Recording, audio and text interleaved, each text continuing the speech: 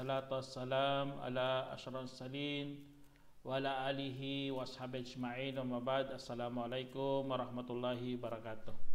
Mga kapatid sa Islam, nandito naman po tayo para magbigay ng Islamikong pagpapayo. Ito po ay napaka-importante bilang isang Muslim, ang pagsabi na wala akong alam. Opo mga kapatid sa Islam, dumami na po ang kaalaman dito sa mundo. Halos hindi na natin maabot, halos hindi na natin kayang pag-aralin. Kasi nga kaloob po ito ng Allah Subhanahu wa Ta'ala na nagpapatunay na si Allah Subhanahu wa Ta'ala lamang ang maalam sa lahat ng bagay. Kaya po ang mga tao, kung ano lang ang kanilang natutunan, yun lang po ang kanilang sasabihin. Kaya po meron tayong pag-aaral, meron tayong pinagsisikapan para matutunan natin ang mga bagay-bagay. Kaya nagkakaroon tayo ng kaalaman, nagkakaroon tayo ng karunungan, nagkakaroon tayo ng mga tinatawag na karanasan para halos maunawain natin ang mga bagay-bagay. Kaya mga kapatid sa Islam, tandaan po natin na ito po lahat ay mga kaloob ng Allah Subhanahu wa Ta'ala. Kaya tandaan din natin mga kapatid, bakit tayo nagsasabi minsan na wala tayong alam? Kasi nga, likas tayong mga mahihina. Ito ang isa sa mga dapat nating unawain bilang mga Muslim na nangangailangan tayo ng mga kapwa natin. Magtutulungan po tayo, mayroon kang kasama para magiging matibay ang ating pundasyon. Kaya sa mga kapwa nating Muslim, huwag kayong laging mag-isa. Dapat meron kayong mga kasamang mga mananampalataya. Kasi nga, kahit sa Quran, sabi ng Allah Subhanahu wa Ta'ala, watawasaw bil haqqi watawasaw bis sabar. At nagpapayuhan ang bawat isa ng katotohanan at nagpapayuhan ng pagtitiis. Kaya sa pagpapayo, yun isa sa mga kondisyon yun, dapat hindi ka lang mag-isa. Dapat kasama mo ang iyong mga kapwa mo, mga Muslim, para magkakaroon ng tibay ang lahat ng iyong pinagdadaanan. Kaya po mga kapatid sa Islam, tayo pinagbawal sa atin ang pagsisinungaling. Tandaan niyo mga kapatid, bawal ang magsinungaling sa ating mga kapatiran, mga kapatid. Katulad ng sinabi ng Allah Subhanahu wa Ta'ala dito, "Faman azlamu mimman iftara 'ala Allahi kadhiba aw kadzdzaba bi ayatihi innahu la yuflihudh dhalimin." Sinabi ng Allah Subhanahu wa Ta'ala sa Quran, at sino ang higit pang nang aapi kaysa sa sino mang gumagawa hinggil kay Allah ng kasinungalingan o kaya pinabulaanan ang kanyang mga tanda. Sa katunayan, hindi magwawagi ang mga mapang-api. Kaya sa pagkasabi ng Allah Subhanahu wa Ta'ala mga kapatid, na doon po natin lubos na unawaan na hindi pwede tayong gumawa ng kwento lalo na kay Allah Subhanahu wa Ta'ala, lalo na sa mga ligid na hindi natin nalaman. Kung nakatago, dapat iano natin yan. Ano lang ang nabanggit sa Quran at sa Hadith. Yun lang po ang ating pwede ating ikukwento, ang ating o kaya isaysay o iuulat o ano pang mga pagpapaabot ng kaalaman. Kaya kapag ganun palang nangyayari, dapat masanay ang dila mo sa pagsabi na wala akong alam. Kasi nga may mga nakatago palang kaalaman.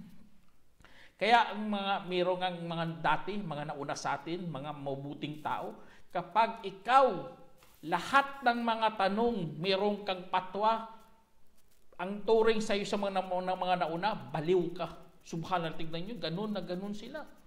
Lahat ng mga tanong kaya mo sagutin, lahat ng mga isyu kaya mong bigyan ng patwa. Ikaw ituturing ka lang, baliw ka. Subhanallah. Kasi nga, hindi lahat, mga kapatid, dapat masanay ka sa pagsabi na wala akong alam. Kung hindi mo alam, hindi mo alam. Ganun lang. kadali, mga kapatid.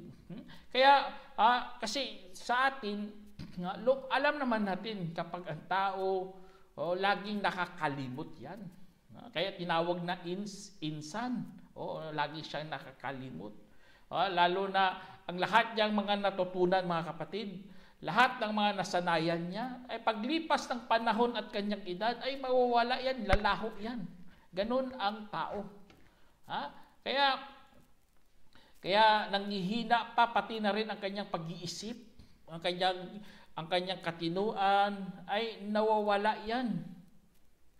Katulad ng sinabi ng Allah subhanahu wa ta'ala sa Quran, sabi niya, Allahu alladhi khalaqakum min di'fin thumma ja'ala min ba'di da'fin quwwah thumma ja'ala min ba'di quwwah da'fa wa shayba yakhluqu ma yasha wa huwal alimul qadir. Ang sinabi ng Allah subhanahu wa ta'ala, mga kapatid, si Allah ang yaong lumikha sa inyo mula sa kahinaan, at pagkasunod ay ginawa niya matapos ng kahinaan ang kalakasan, at pagkasunod ginawa matapos ng kalakasan ang kahinaan at katandaan. Lumilikha siya ng anumang kanyang nanaisin at siyang maalam na may kakayahan. Kaya sa pagkasabi ng Allah subhanahu wa ta'ala, doon natin lubos maunawaan, mga kapatid, ng tao nang nihihina. Normal talaga yun. Kaya sa mga hadith, kapag ikaw isa sa mga narrators, kapag matanda ka na, tapos iba-iba na mga pinagsasabi mo, hahatulan ka na ng mga scholar na sa hadith na ikaw ay isang daip. Kasi matanda ka na eh. Tapos nagkukwento ka pa ng mga hadith. Kaya ganun kalupit ang mga ulama natin, mga kapatid. Kaya sa Islam, kailangan natin pag-aralan. At huwag kang mag-aral kapag ikaw ay nag-iisa. Tinatawag natin self-study. Mali talaga yan, mga kapatid. Sa Islam, hindi tayo ini-encourage na mag-self-study lang. Dapat kumuha ka talaga ng guro. Yun ang tamang pamamaraan sa pag-aaral ng Islam. Kasi tingnan nyo, mga self-study lang, nakapagbigay talaga sila ng mga patwa na mali-mali. Dapat iano mo talaga, pag-aralan mo talaga. May guro ka na sila ang maggagabay sa iyo. Sila ang magtuturo sa iyo. Kasi ayun, meron na sila kasing mga karanasan sa kanilang mga pinag-aralan. At kaya na nilang ipagtanto ang mga kalagayan ng nangyayari noon at sa hinaharap. Kaya ganon na ganon, mga kapatid sa Islam, sa pag-aaral. Kaya ang tao, paglipas ng panahon, ay doon niya lubos maunawaan na bawal pala sa atin ang magmamarunong. Kung wala kang alam, sabihin mo, wala akong alam. Ang iba kasi nagmamarunong pa, subhanallah. Tignan nyo, meron nga dito isang sinabi ni Imam Al-Ibn Jawzi sa kanyang aklat na sa Saidul Khatir. Sabi dito, man qala la adri faqad aftah. Sinabi sa hadith, sa kwento dito ni Imam Al-Jawzi. Sabi niya, ang sino mang nagsabi na wala po akong nalalaman ay nagbigay ng fatwa. Subhanallah, nagbigay siya ng pagsasabatas. Allahu Akbar. Ganun kalupit ang mga ulama natin. Mga ulama na yun, nag-aral yun. Nagsikap talaga. Nagsunog kilay pa kung sa atin pa. Kasi dati wala namang mga kuryente. Wala namang mga bumbilya. Nag-aaral lang sila gamit ang mga lampara.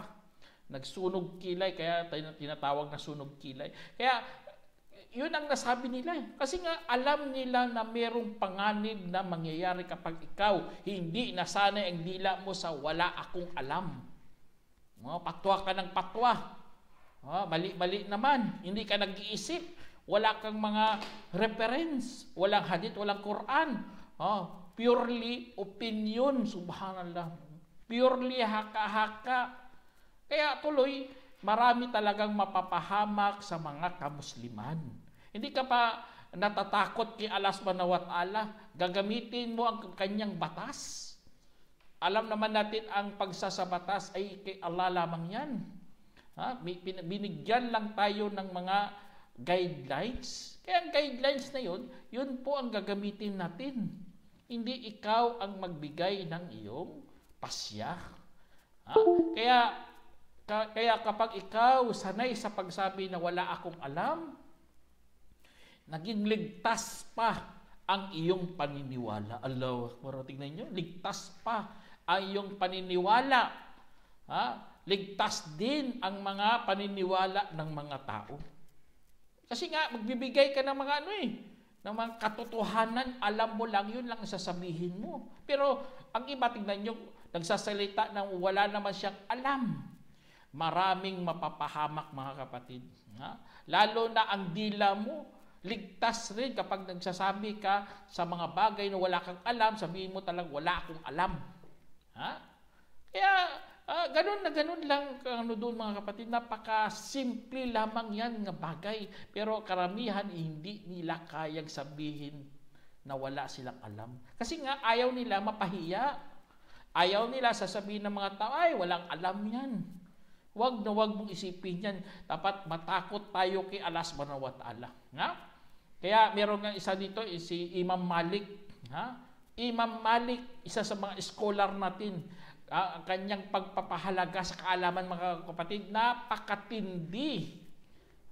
Kaya sinabi niya dito, dhallun wa ihanatun lil ilmi an tujibu kullaman sa'alaka. Tingnan nyo, sinabi ni Imam Malik, kahiyan at insulto sa kaalaman na sasagutin mo ang lahat na nagtatanong sa iyo. Subhanallah, tingnan nyo.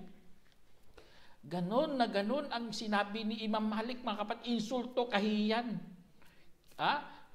Sinasagot mo lahat ng mga tanong. Na wala ka namang 100% na sure na sure. Tapos ikaw, malakas kang magpatwa. Parang tingin mo sarili mo, ikaw ng mufti sa buong sanlibutan. Ikaw ang mufti sa mga Pilipino. Subhanallah, laking kasalanan yun. Nagbibigay ka ng mga patwa.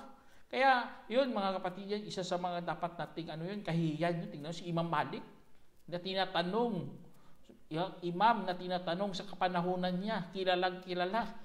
Sa kanlura silangan si Imam Malik, pero ganun pa rin ang kanyang ginagawa. Kaya mga kapatid, ito isa sa mga ang mga propeta nga si Prophet Muhammad SAW, especially si Prophet Muhammad SAW, hindi nga sumasagot kung wala pang kapahayagan na bumababa sa kanya. Tumatahimik lang yan, naghihintay lang yan. Meron nga sa time ni Prophet Salam, tinanong siya ng mga bagay, hindi siya sinagot. Sobrang saya ng mga Quraysh kasi nga hindi nasagot ni Prophet Muhammad SAW sa katanungan.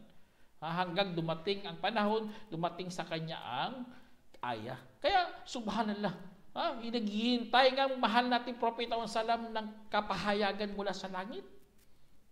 Tapos tayo, bilis natin. Kung may nagtanong, sagot ka ng sagot. Subhanallah. Kaya isa sa mga natin, mga kapatid, yun ang isa sa magandang huwaran natin, ang mahal nating propeta Muhammad SAW, kung paano niya i-handle ang mga ganitong mga bagay. Naghihintay din siya ng kaalaman. Hindi rin siya nagsasalita na mawawalang katibayan. Ito isa sa mga sinabi rin ni Hafid Ibn Hajar. Kawaan nawa siya ng Allah subhanahu wa ta'ala sa kanyang aklat sa pangbungad sa Fathul Bari. Sabi dito, man takallama bi fi ghairi fannihi atabil ajaib. Sinabi ni Ibn Rajab sa Fathul Bari. Sa kanyang pambungad, sabi niya, ang sino man ang nagsalita sa hindi niya sining ay magdadala lamang ng mga kababalaghan. Subhanallah. Totoo talaga to Kung hindi mo yan art, hindi mo sining yan, hindi ka bihasa dyan, magkukwento ka talaga ng mga kababalaghan. Katulad dati na umupo ako sa masjid, nakinig ako ng lecture. Subhanallah, nagkwento siya ng arsh ni Allah subhanahu wa ta'ala, trono ng Allah subhanahu wa ta'ala, na wala naman sa mga aklat. Nagulat talaga ako, kababalaghan, kung ano pa katangahan talaga yung pinagkikwento niya eh.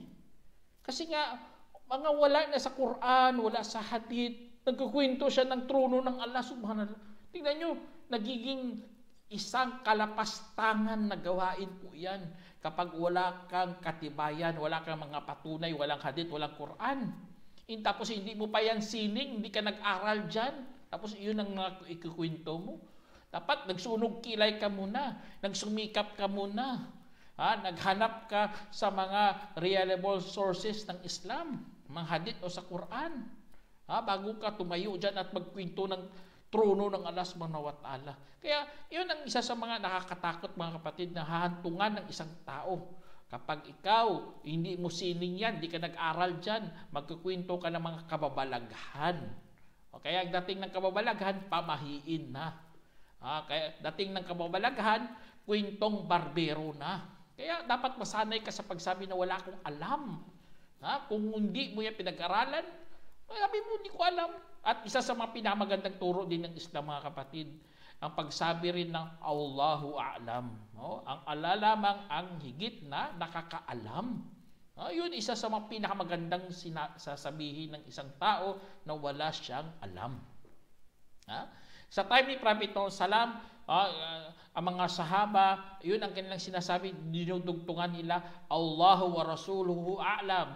Si Allah at ang kanyang mensahero ang higit na nakakaalam. Yun ang kanilang sinasabi. Sa panahon natin, yun. Allahu A'lam, ano na yun? Tama na yun. Meron nga isang kwento sinabi ni Ali bin Abi Talib. Qal, wala yastahi man ya'lamu idha su'ilam amma la ya'lamu ay yakula Allahu A'lam.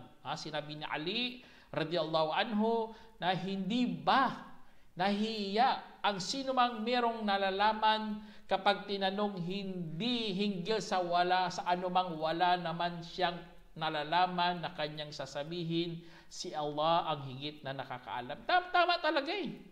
Bakit salita ka ng salita, hindi ka ba nahiya na kaalaman yan mula kay Allah subhanahu wa ta'ala, tapos wala kang alam, tapos sasabihin mo na alam mo yan? Nagbibigay ka ng patwa? Dapat magsabi ka ng Allahu A'lam, huwag kang mahiya, magsabi ka Allah lang ang nakahigit na nakakaalam. Kasi nga, yun ang ating religion mga kapatid. Ganun po tayo sa ating pananampalatayang Islam. Magiging ligtas ang ating relihiyon kapag tayo ay magsabi ng mga bagay na wala tayong alam. Allahu A'lam, ang Allah lang nakakaalam. Wala kang alam eh. Inshallah, o kaya sasabihin mo, obligasyon yan, pag-aralan ko muna.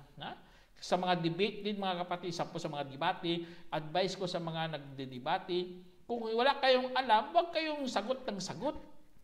Sabihin mo, honest na sagot. Sabihin mo na, mag-research muna ako, sorry, hindi ko na pag-aralan. Allahu Akbar, honest ka pa. Muslim na Muslim talaga ang dating mo. Ganon ang katuruan ng Islam, mga kapatid. O kaya, Allah lamang na higit na nakakaalam, sorry, hindi ko pa yan na pag-aralan. Allahu Akbar. Ayaw mo silang insultuhin ka, wala kang alam. Bakit tumindig ka dito sa ano? Hindi, wag kang mahiya. Kasi tayo, normal lang yan sa atin kasi tao lang tayo. Hindi mo halos, hindi natin lahat matarok, lahat ng mga kaalaman dito sa mundo. Kaya kailangan natin ang bawat isa. Merong nagpapayo, merong nagtuturo para matutunan mo lahat ng mga gusto mong matutunan. Kaya meron nga dito sinabi ni Ata, si Ata bin Sa'ib, na ayon kay Abu Bukhtari, na ayon sa sinabi ni Ali bin Abu Talib radhiyallahu anhu, na pinakamalamig na sa atay. Ibig sabihin pinakamalamig sa atay sa sarili yun, kasi ganun sila magsalita dati. Ginagamit nila mga atay, ibig sabihin parte ng katawan mo. Sabi niya, ang pinakamalamig sa atay ay kapag itinatanong hinggil sa hindi ko nalalaman, ay aking sasabihin, si Allah ang higit na nakakaalam. Kaya yun, subhanallah. Yung mga ganitong mga salita, inshallah, nakapapakalma talagang sarili mo. Nagiging, ano ka dyan? Naging, magpapakalma, ibig sabihin hindi ka kinukonsensya ng iyong kaluluwa. Kasi nga, tama naman Allah ang nakakaalam dyan. Kaya sa Quran, sabi ng Allah subhanahu wa ta'ala, a'udhu billahi minash shaitanir rajim, qalu subhanak la ilma lana illa ma 'allamtana innaka antal alimul hakim. Sinabi ng Allah subhanahu wa ta'ala, kanilang sabihin, kalwalhatian sa iyo, wala kaming kaalaman bukod sa itinuro mo sa amin. Katotohanan, ikaw ang maalam na marunong. Sa sinabi sa tafsir ni Imam Qurtubi, sabi niya, kailangan sa sinumang tinanong na wala siyang alam ay magsabi, Allahu a'lam, higit na Allahu Akbar. Ganun lang mga kapatid. Tingnan nyo sa tafsir. Ganun na ganun. Kwento dito, yun. Napaka sa Surah Baqarah to. Kwento to ng mga anghel. Hindi tinatanong sila, wala silang alam eh. Kaya tinuro nila si Allah, ikaw lang higit na nakakaalam. Allahu Akbar. Ganun kasimpleng katuruan sa ating mga kapatid. Kasi nga, mayroong mga tao nagpag-aral, silang dapat sumagot dyan sa mga issue na yan. Kasi sining nila yan eh. Sila nag-aral sila dyan eh. Field nila yan eh. Ayan mo. Ang kamangmangan mga kapatid, normal lang yan sa atin. Hindi naman lahat isang saglit lang alam na nila. Ano tayo, computer, lagyan ka lang ng data. Lagyan ka lang USB. Katulad sa Matrix. I-upload lang tapos alam mo na kaagad. Subhanallah. Hindi ganun. Ang problema sa kamangmangan, kapag naging patong-patong, ibig sabihin kapag tinatanong na siya, hindi siya honest. Hindi niya sasabihin na wala siyang alam. Ang sasabihin, alam ko yan, pero kabaliktaran naman kanyang mga pinagsasabi. Sasabihin sa kanya, kailan dumating si Magellan? Sasagot niya 1993.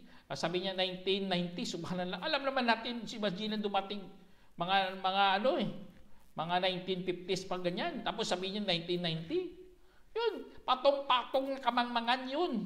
Mangmang na nga, tapos nagmamagaling pa, nagsisinungaling pa. Auzubillah. Yun ang tinatawag nating jahlul murakkab, o kabatong-patong na kaalaman niya. Dapat natin yan, iwasan natin yan, huwag nating isayangin ang buhay natin sa pagsabi na kung wala ka namang nalalaman, sabihin mo lang na wala akong alam.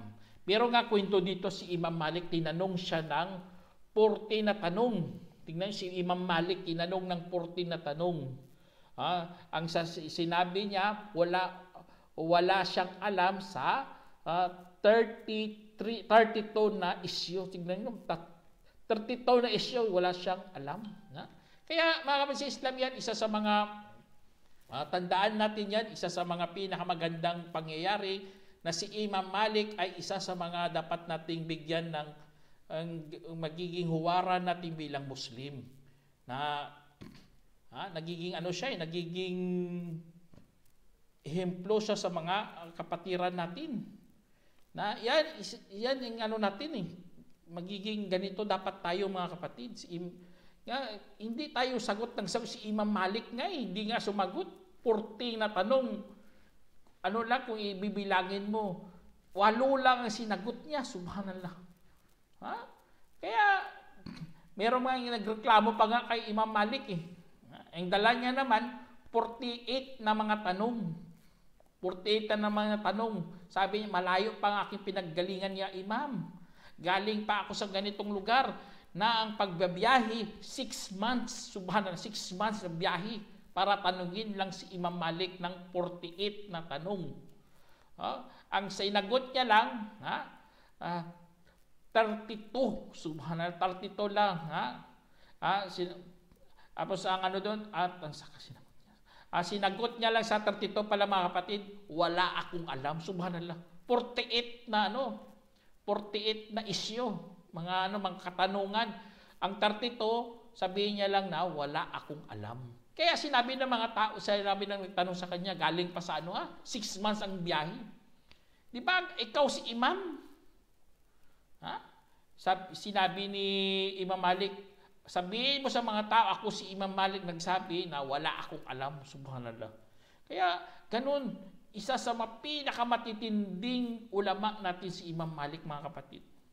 Na, siya, kanyang ginawa. Tingnan nyo sa sabi niya, hindi ako upo sa upuan na yan. Upuan yung tinutukoy niya, upuan ng nagbibigay ng patwa. Hanggang magsasaksi sa akin 70 kataong mga ulama sa Madina. Subhanallah. Ganun. 70 na mga ulama na magsasaksi sa kanya na pwede na siya magbigay ng patwa. Tapos ang aklat niya rin na muwatta. Subhanallah. Ano niya muna, pinakita niya sa mga ibang ulama. Kung pwede na ba ito, pinakita niya rin sa 70 na mga ulama sa Madina ang kanyang aklat na muwatta. Hanggang nagsumang-ayon sila at pinalabas ni Imam Malik ang kanyang aklat na muwatta. Kaya ganun na ganun sila mga kapatid. Hindi sila kaagad nag-showing, nagpapakita kaagad, marunong sila. Hindi. At alam naman natin mga kapatid, mayroong hadith kasi, kapabil mar'i kadiban ay yuhaddita bi kulli ma sami'ah. Sinabi dito, sapat na sa tao ang kasinungalingan kung ikikwento ang lahat niyang naririnig. Tingnan nyo, yun ang sa hadith mga kapatid na isinalaysay ni Muslim. Yung mga grabe talaga kung isipin mo, malulupit ang takot nila kay Allah subhanahu wa ta'ala. Kaya wag na wag kayong magmamagaling sa mga isyo kung saan hindi naman natin matarok-tarok. Kung tingnan nyo, naglalakbay nga sila 6 months, ngayon high-tech na, nababasa na sa internet. Kaya mag-ingat kayo sa mga sasabihin natin lalo na sa internet. O kaya sa cellphone. Kung wala kang alam, sa pagsabi ko wala kang alam, ngayon alhamdulillah may mga search na. I-search mo muna. Makikita mo naman mga dalil, may mga hadith naman. Merong mas high-tech nga i-GPT mo na lang. Makikita mo lahat-lahat doon. At bibigyan ka pa ng mga, at kagandahan sa internet, magbibigay sila ng mga dalil. At kaya mo naman is-research. Kaya sa mga taong mahilig sa pagsusuri, yun, magsuri ka muna. Saan galing tong mga hadith. Kasi ang kaalaman, hindi ito para sa pakitang tao mga kapatid.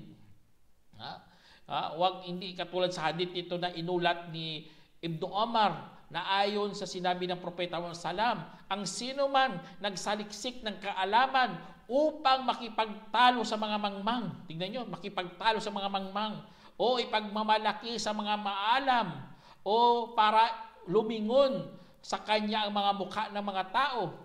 Kung gayon, siya'y mapapaimpirno. Isinalaysay ni Ibn Majah at ginawang hasan ni Albani. Tingnan nyo, ganun panganib kapag ikaw ay nagsasaliksik ng kaalaman. Lalo na kung example, mga tao ayaw sa debate, gusto niya lang talunin mga mangmang, makipagtalo lang sa mga mangmang. Alam naman, mangmang yan sila, tapos gusto mong ganun. Kung tatanungin siya, sumasagot ka agad, yung wala naman siyang alam dyan, sumasagot, yun nakakatakot yung mga kapatid. Kasi nga, ang kanyang layunin ay makipagtalo sa mga mangmang. Kaya mag-ingat bilang mga Muslim. At alam naman natin kapag ikaw nagsasalita ka ng wala kang alam, ibig sabihin ang iyong kaalaman ay nakakuha ka ng kinuha mo sa wastong pamamaraan. At meron ka rin tamang pag-uugali. Allahu Akbar. Kaya isa sa mga isa sa mga kagandahan yan ng katuruan ng ating relihiyong Islam. Kaya po kapag wala kang alam, magpakumbaba ka. Yun ang natin ang religion, magpakumbaba ka. Magsabi ka na pasensya na po. Wala po akong alam tungkol dyan. Pakumbaba na yun. O kaya sasabihin mo, wala po akong alam tungkol sa isyong iyan. Inshallah, sisikapin ko sa sunod na pag-aralan yan. Yun ang mga mapagkumbabang mga manampalataya. O kaya sabihin mo, hindi ko po alam. Inshallah, itatanong ko muna sa mas maalam. Allahu Akbar. Kinuturing niya talaga kanyang sarili na hindi siya kabilang sa mga ganito. Yun ang mga tamang pamamaraan mga kapatid. Bilang may takot kay Allah subhanahu wa ta'ala. Kasi nga, kapag ginawa mo yan, binigyan mo ng proteksyon ang ating relihiyon. Iningatan mo ang ating relihiyon sa kapahamakan. Kasi nga kapag nagsasalita ka kahit wala kang alam, masisira talaga ang ating reliyon. Malagyan ng mga kasamaan. Katulad sa kininto dito ni Omar bin Abdul Aziz, man qala la yadri faqad ahrasa nisful ilm. Tignan nyo, sinabi ni Omar bin Abdul Aziz, kawaan nawa siya ng Allah. Ang sino man nagsabi wala akong alam, wala akong nalalaman, ang sino man nagsabi na wala akong nalalaman, ay talagang inangatan niya ang kalahati ng kaalaman. Allahu Akbar. Tingnan nyo, kalahati ng kaalaman. Iningatan mo kasi nagsabi ka na wala akong alam sa mga bagay na wala ka talagang kaalaman. Na bigyan mo ng proteksyon ang ating reliyon. Kasi nga, marami kasing nagsasabi na alam ko yan, nagbibigay ka agad. Kasi nga, wala silang takot eh. Ang iniisip nila kanilang mga sarili. Baka sabihin ng mga tao, walang alam yan. Baka sabihin na mangmang yan o ano pa dyan mga bagay kung saan nakakasira ng ating pananampalataya. Sana mga kapatid sa Islam, meron kayong napulutang aral. Hanggang dito na lang. Assalamualaikum warahmatullahi wabarakatuh.